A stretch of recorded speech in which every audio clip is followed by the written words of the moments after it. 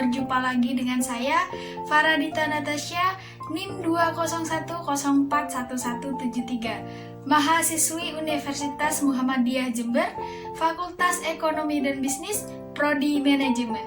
Seperti biasa, di video kali ini saya akan mempresentasikan atau memaparkan kembali materi yang sudah disampaikan oleh Ustadz Idris Mahmudi, yakni materi dengan judul Hakikat Iman dan Iman dan Pengaruhnya Bagi Kehidupan.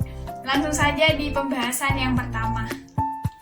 Seperti yang pernah saya bahas di video sebelumnya, yang dimana ketika kita melakukan sesuatu atau kita melakukan kegiatan dilandasi dengan iman, dan keimanan kita itu apapun yang dilakukan dengan iman itu akan bernilai ibadah dan bernilai pahala untuk diri kita sendiri.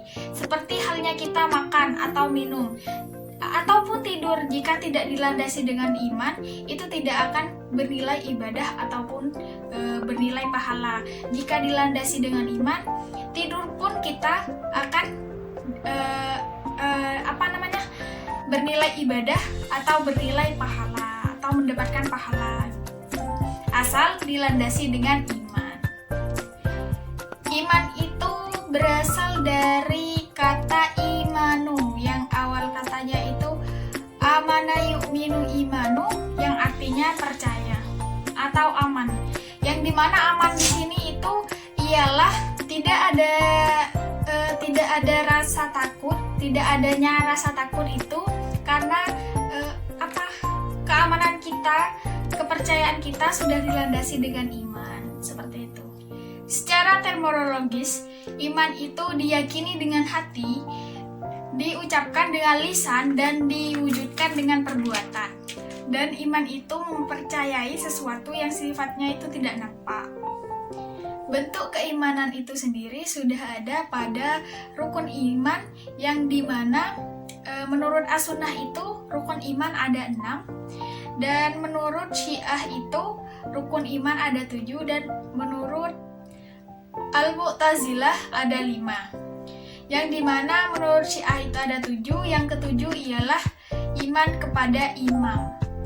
Tetapi di sini saya akan membahas tentang rukun iman yang ada pada as-sunnah, yakni yang pertama iman kepada Allah, yang kedua iman kepada malaikat Allah, yang ketiga iman kepada kitab-kitab Allah, yang keempat iman kepada nabi dan rasul, yang kelima iman kepada hari akhir, yang keenam iman kepada qada dan qadar. Yang pertama, iman kepada Allah, yang dimana orang yang dikatakan beriman itu ialah yang pertama mengimani adanya Allah Subhanahu wa Ta'ala, tidak ada yang menciptakan, menguasai serta mengatur alam semesta kecuali Allah Subhanahu wa Ta'ala. Dan yang kedua, mengimani Allah Subhanahu wa Ta'ala karena tidak ada Tuhan selain Allah. Yang ketiga, mengimani nama-nama dan sifat-sifat Allah Subhanahu wa Ta'ala, yaitu Asmaul Husna. Yang kedua, iman kepada malaikat-malaikat Allah, yang dimana kita manusia mengimani adanya amalan dan tugas yang Allah berikan kepada mereka malaikat. Yang ketiga, iman kepada kitab-kitab Allah, yang dimana kita harus mengimaninya dan mempercayainya bahwa kitab Allah itu adalah ucapan dari Allah Subhanahu wa Ta'ala untuk hambanya. Yang keempat, iman kepada Nabi, yang dimana kita wajib mengimani karena wahyu yang diturunkan kepada Rasul atau Nabi itu adalah benar dan datangnya langsung dari Allah Subhanahu wa Ta'ala atau bersumber dari Allah Subhanahu wa Ta'ala. Yang kelima, iman kepada hari akhir. yang dimana kita mengimani semua yang terjadi di alam barzah, di antara dunia maupun di akhirat.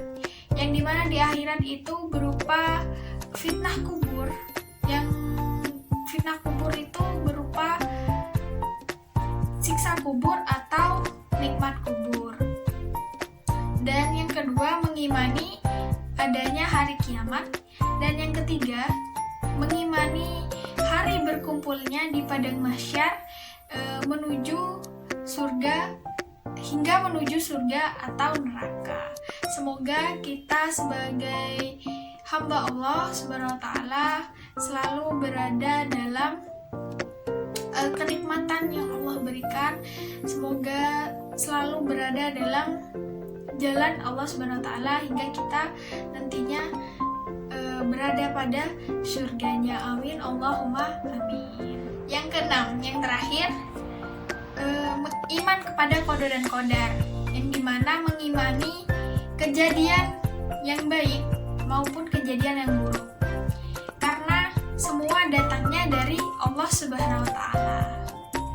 Selanjutnya kita membahas tentang iman, ilmu, dan amal, sebuah trilogi yang tidak bisa dipisahkan atau selalu berkaitan hukumnya, yang jika diibaratkan sebuah pohon, yang dimana iman itu akarnya, ilmu itu batang pohon atau dan daunnya, dan amal itu buahnya.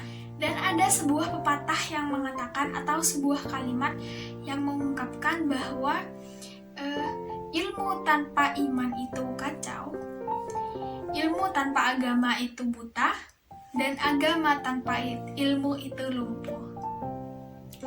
Dan jika ilmunya itu sudah ada dan imannya itu kuat, dan buahnya bisa kita petik, yakni menjadi amalan sholihan. Amin ya rabbal alamin. Dan jika iman kita itu jelek, amal kita juga ikutan jelek, yang dimana iman itu adalah akar dari segalanya. Semakin tinggi pohon, semakin kuat akarnya. Jadi tanamlah iman yang baik dalam diri kita agar ilmu dan amal yang bisa kita petik itu menjadi amalan sholihah. Dan yang terakhir, karakteristik orang yang beriman. Bagaimana sih orang yang beriman itu? Yang pertama, yang pastinya orang yang tidak merusak iman itu sendiri, yang dimana orang yang beriman itu mengikuti ajaran Allah Subhanahu wa taala dan Rasulnya. Dan yang kedua, tidak sombong dalam segi apapun dan selalu jujur. Yang ketiga, tidak adanya riya pada diri orang yang beriman. Yang keempat, tidak syirik dan tidak kafir. Jadi kesimpulannya pada materi kali ini ialah tidak menutup kemungkinan untuk manusia itu keimanannya itu bisa berubah menjadi lebih baik dalam melalui beberapa tingkatan, yang dari tingkat terendah hingga tingkat yang tertinggi. Mengapa begitu? Karena keimanan mereka itu berasal dari hati, yang bisa naik, keimanannya itu bisa naik dan bisa turun. Tetapi apabila dari masing-masing dari kita itu beristiqomah, insya Allah iman kita akan tetap terjaga dan selalu berada di jalannya, dan selalu beriman kepada Allah Subhanahu wa taala. Dan semoga kita semua sebagai hamba Allah selalu berada pada iman yang kuat. Amin ya rabbal alamin. Sekian presentasi yang bisa saya sampaikan. Jika ada salah kata, itulah kekurangan saya. Dan jangan lupa untuk kalian semua di like, di komen, dan di subscribe dan di share ke teman-teman kalian. Semoga video ini bermanfaat untuk kalian semua. Dan sekian dari saya. Wassalamualaikum warahmatullahi wabarakatuh.